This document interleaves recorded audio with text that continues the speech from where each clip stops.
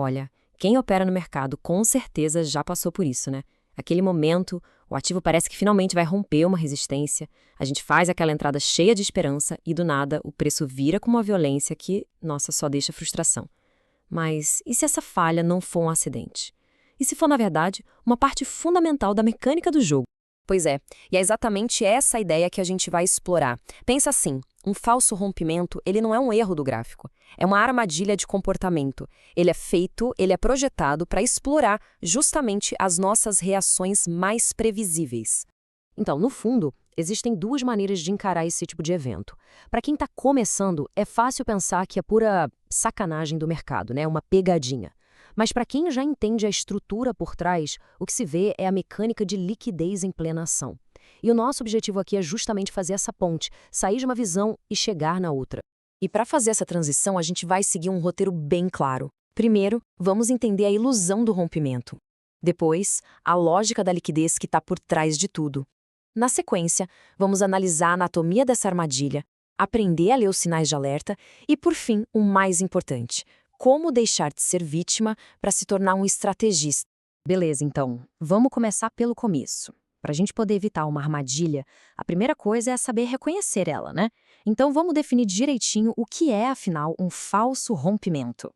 Então, de forma bem simples, um falso rompimento acontece quando o preço dá aquela escapada, sabe? Ele passa de uma zona importante de suporte ou de resistência, mas ele não consegue se firmar lá. Ele falha em se consolidar. E aí o que acontece? Ele volta com tudo para dentro da zona de onde saiu. É o famoso rompe e volta, aquele movimento clássico que pega muita gente de surpresa. Ok, então a gente já sabe o que é. Mas a pergunta de $1 milhão é por que isso acontece? E a resposta, a lógica por trás de tudo isso, tem um nome: liquidez. No fundo, a gente pode resumir em 3 grandes motivos. O primeiro, posições concentradas viram alvos fáceis. O segundo, a nossa própria ansiedade, a nossa pressa em querer uma confirmação rápida. E o terceiro, que talvez seja o motor de tudo isso, é a necessidade de liquidez dos grandes players do mercado. Vamos olhar cada um desses pontos de perto agora. Pensa só, aquelas zonas de suporte e resistência que todo mundo está vendo no gráfico, elas funcionam como um verdadeiro imã. É ali que se acumulam as ordens de stop loss e também as ordens de entrada de quem aposta no rompimento.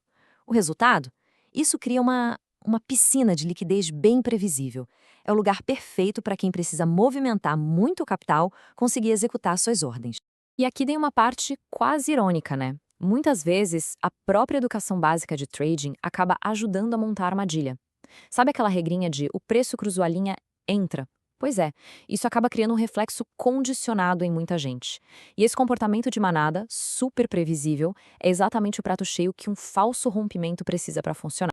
E por último, tem a necessidade puramente mecânica da coisa.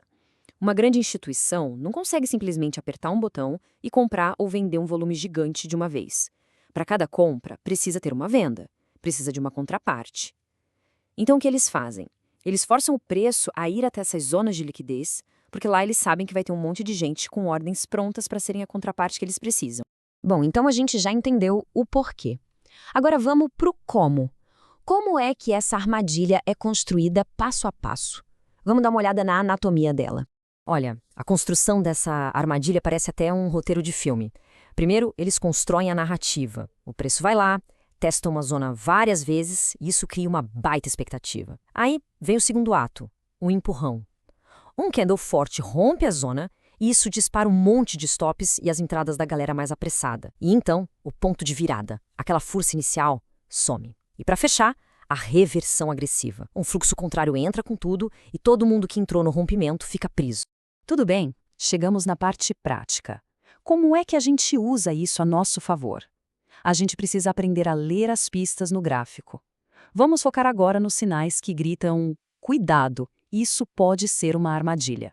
Para a gente não cair nessa, a gente tem que virar meio detetive mesmo, sabe? Procurar as pistas. E os principais sinais de alerta são esses. O rompimento acontece mais no pavio do que no corpo do candle, falta continuação, o volume tá esquisito e o movimento todo tá indo contra o contexto geral do mercado.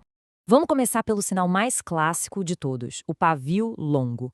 É aquele candle que estica um pavio enorme, fura a zona de preço, mas o corpo fecha de volta para dentro. Isso aí é a fotografia de uma batalha no gráfico. Mostra que um lado tentou avançar, mas o outro lado não só defendeu, como empurrou de volta com muito mais força. O volume, gente, o volume sempre conta uma história. A gente tem dois cenários perigosos aqui. Um rompimento com volume muito baixo, isso mostra o quê? Falta de convicção. O outro cenário é o oposto. Um pico de volume gigantesco, mas que logo em seguida morre.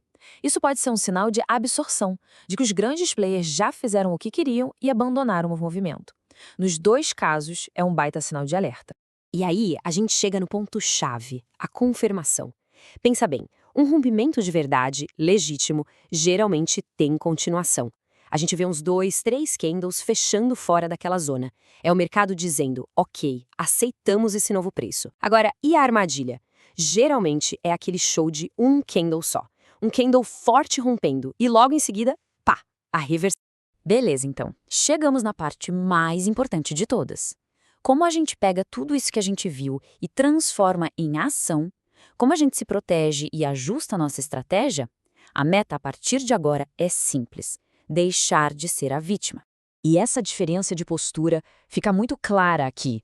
De um lado tem a resposta mais reativa, vê o primeiro candle de rompimento e já entra de cabeça, com o stop logo ali atrás. O resultado? Quase sempre é um stop acionado. Do outro lado, tem a resposta profissional, que é paciente, espera a confirmação, espera um pullback e só então, com mais segurança, busca uma entrada. Para a gente simplificar e guardar bem, vamos pensar em 3 regras de ouro. Regra número 1. Jamais confie no primeiro candle, ele é só um candidato a rompimento. Regra número 2. Espere o pullback, deixe o mercado mostrar que aquela zona realmente mudou de lado. E regra número 3, posicione os stops com inteligência fora dos lugares mais óbvios. E para fechar, a mudança de mentalidade mais poderosa de todas.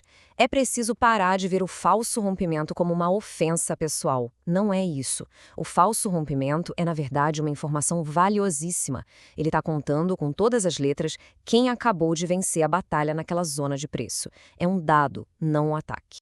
E tudo isso nos deixa com uma reflexão final. Pensa comigo. Um falso rompimento caça a coragem frágil de quem entra por impulso.